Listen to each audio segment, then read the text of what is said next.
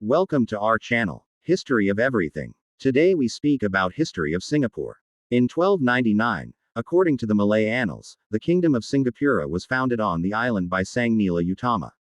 Although the historicity of the accounts as given in the Malay Annals is the subject of academic debates, it is nevertheless known from various documents that Singapore in the 14th century, then known as Temasek, was a trading port under the influence of both the Majapahit Empire and the Siamese kingdoms, and was a part of the Indosphere.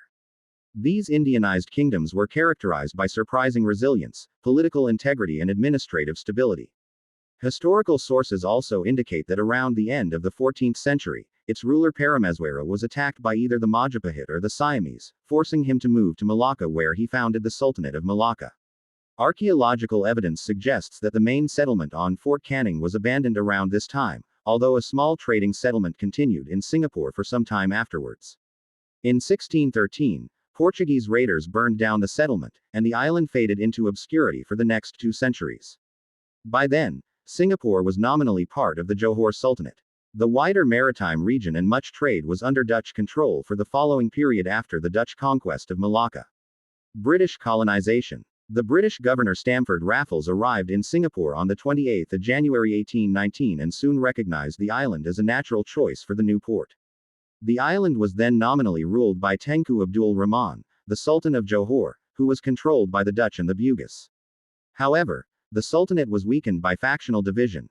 Abdul Rahman, the Temenggung of Johor to Tengku Abdul Rahman, as well as his officials, were loyal to the Sultan's elder brother Tengku Long, who was living in exile in Penyengat Island, Riau Islands. With the Temenggung's help, Raffles managed to smuggle Tengku Long back into Singapore.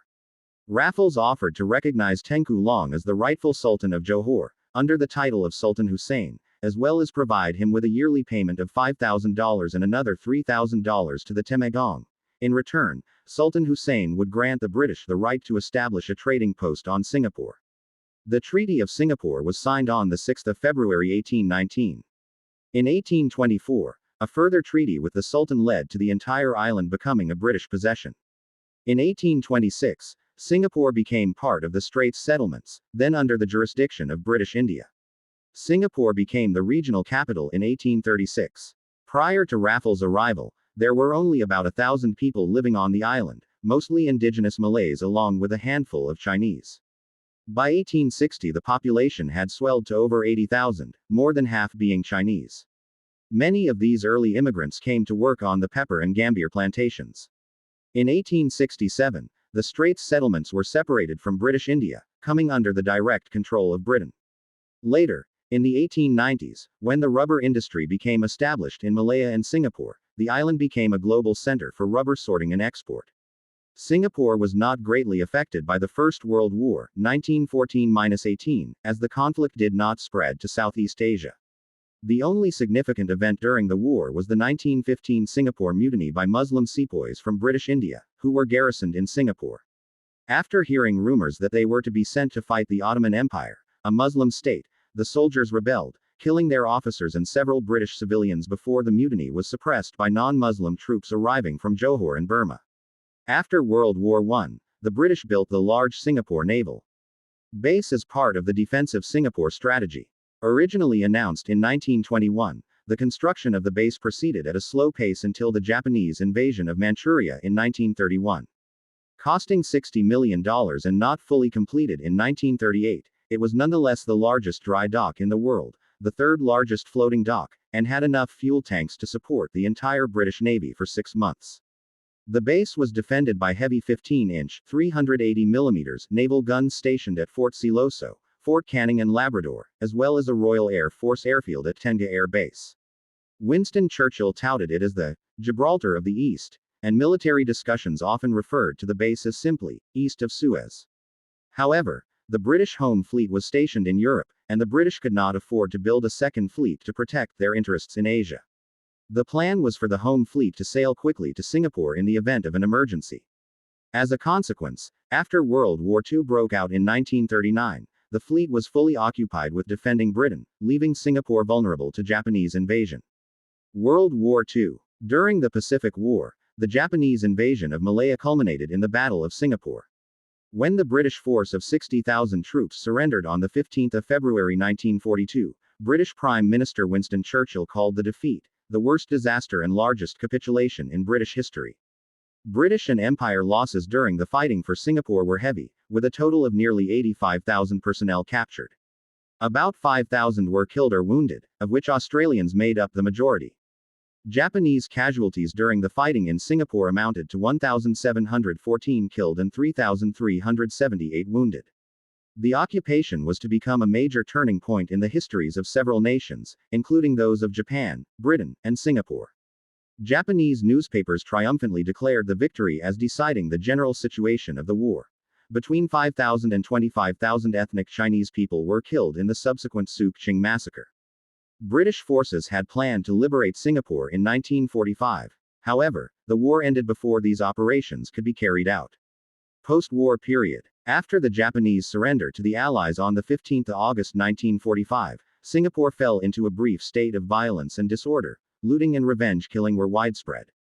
British, Australian, and Indian troops led by Lord Louis Mountbatten returned to Singapore to receive the formal surrender of Japanese forces in the region from General Seishiro Itagaki on behalf of General Hisaichi Terauchi on 12 September 1945. Meanwhile, Tomoyuki Yamashita was tried by a U.S. military commission for war crimes, but not for crimes committed by his troops in Malaya or Singapore. He was convicted and hanged in the Philippines on 23 February 1946. Much of Singapore's infrastructure had been destroyed during the war, including those needed to supply utilities. A shortage of food led to malnutrition, disease, and rampant crime and violence. A series of strikes in 1947 caused massive stoppages in public transport and other services.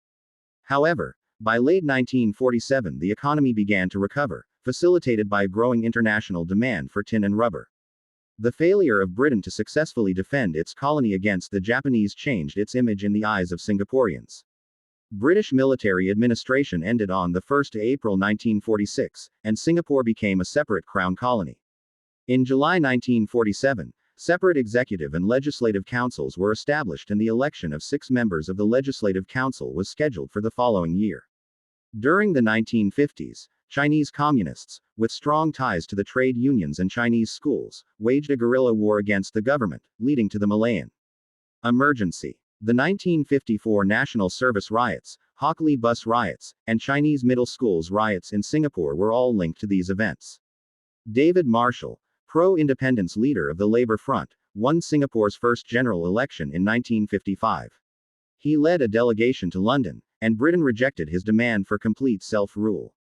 He resigned and was replaced by Lim Yew Hock in 1956, and after further negotiations Britain agreed to grant Singapore full internal self-government for all matters except defence and foreign affairs on 3 June 1959. Days before, in the 30th of May 1959 election, the People's Action Party (PAP) won a landslide victory. Governor Sir William Almond Codrington Good served as the first Yang di Pertuan Negara, head of state. Within Malaysia eventually convicted and executed for the crime. The explosion caused $250,000 equivalent to $2,321,542 in 2022, in damages to McDonald House.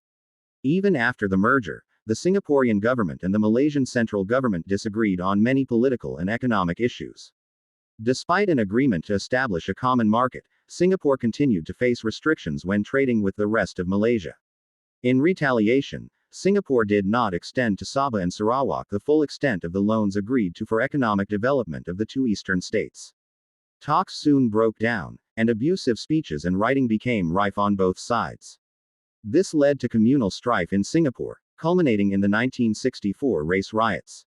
On 7 August 1965, Malaysian Prime Minister Tunku Abdul Rahman, seeing no alternative to avoid further bloodshed, and with the help of secret negotiations by PAP leaders, as revealed in 2015, advised the Parliament of Malaysia that it should vote to expel Singapore from Malaysia.